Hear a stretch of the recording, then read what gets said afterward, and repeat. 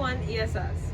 Hello CNN News. We are here in the heart of India, New Delhi, to give you an inside look at the Indian monsoon, firsthand. I'm your newscaster, Emilia Centeno. With me, I have Nayeli Quesada, environmental specialist. First, we will be talking to Nayeli about what the Indian monsoon is.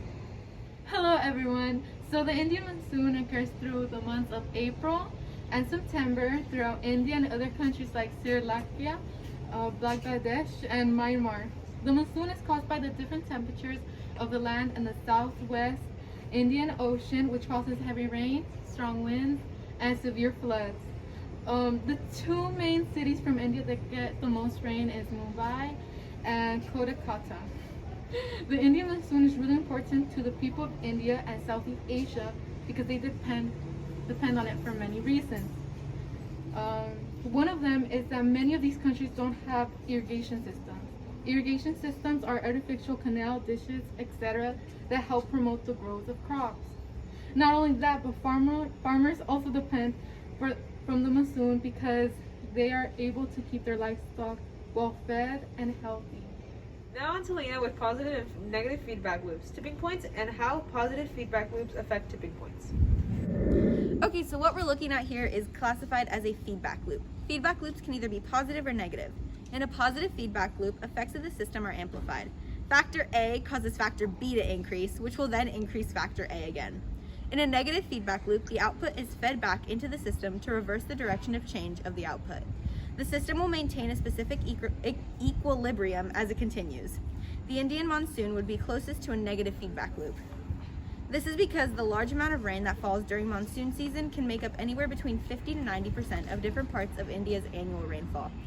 Once the monsoon season ends here, the amount of water will decrease from its high point back to equilibrium so that the cycle can restart once the next year's monsoon season begins. So what would happen if the cycle were to be disrupted? Most of us are all familiar with climate change and its effects on rainfall. So how would this affect the monsoon and the people who rely on it? So yes, climate change does have a significant impact on the way of life that's been established by both people and the environment because of the monsoon. As an example, as global temperatures increase, monsoons are becoming more chaotic and extreme.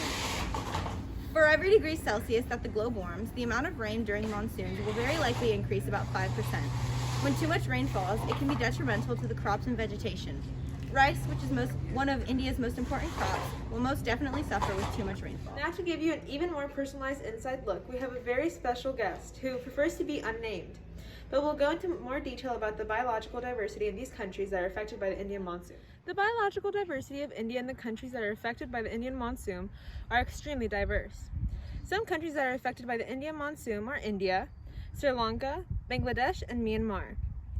These countries are most affected when the monsoon starts in April and ends in September, when winter ends and warm, humid air is pushed from the southwestern Indian Ocean to these countries. All these countries greatly rely on the Indian summer monsoon. India is an extremely biologically diverse country with about 89,000 different animal species, ranging from amphibians, reptiles, mammals, fish, and birds. It is ranked 12th in the world for biological diversity. It also has about 47,000 plant species and occupies the 10th rank in the world for plant diversity and 4th in all of Asia. It has extremely rich soil and a diverse climate that is great for farming. It is one of the most biologically diverse countries in the world. Sri Lanka is also an extremely biologically diverse country. It is one of the 34 countries in the world that is a biodiversity hotspot. Its wetlands are home to nearly 75% of its endemic animals and home to nearly all of the country's woody endemic plants. Bangladesh and Myanmar also have extremely incredible biodiversity. They range in plant and animal species, have a great diverse climate for farming and rich soil as well. Now on to Trinity, environmental scientist, here to explain resiliency to avoid a tipping point. Okay, action. Resiliency and the Indian monsoon are no stranger to each other. The monsoon uses tactics to maintain its stability and steady state equilibrium during cooler months. It blows water from the northeast and during the warmer times of year begins to reverse and blow water towards the southwest. When this process is done, the Indian monsoon is able to produce large amounts of rainfall during the summer months. The energy provided by this water is one of the main producers for electricity, and 25% of the energy used in India is created through this process. The water that is released into dams offer year-round access to electricity. With these ecological systems that the Indian monsoon has developed over the years, we are able to see how it has avoided the tipping point as well as avoided aggressive monsoons that could possibly flood civilizations, potentially end lives, and has remained at a steady state equilibrium that can benefit the people. Thank you for watching CNN News. Have a great night.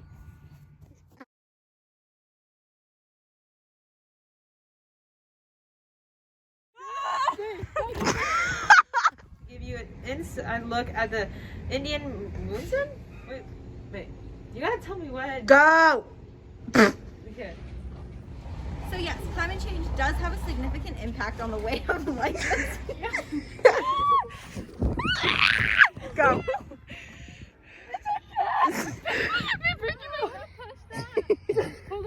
So yes, climate change does have